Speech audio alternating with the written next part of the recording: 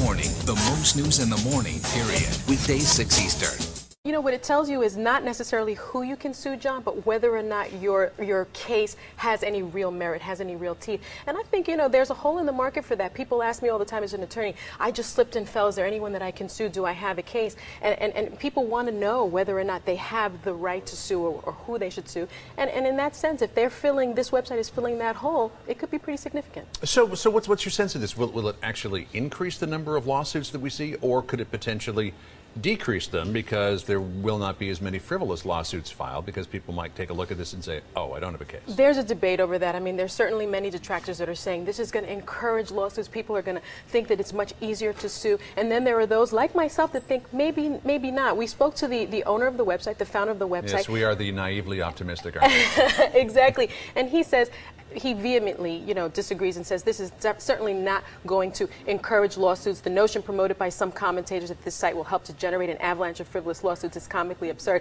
And I tend to agree with him on that. If someone gets on this website and a real-time attorney, which is what they're offering, says, you know, you do have some merit to this case, that should decrease frivolous lawsuits, only because attorneys, John, can't file frivolous lawsuits. It's really against the code of ethics that you take, and you could get disbarred for something like that. So do they charge for this? Or are they making money out of advertising?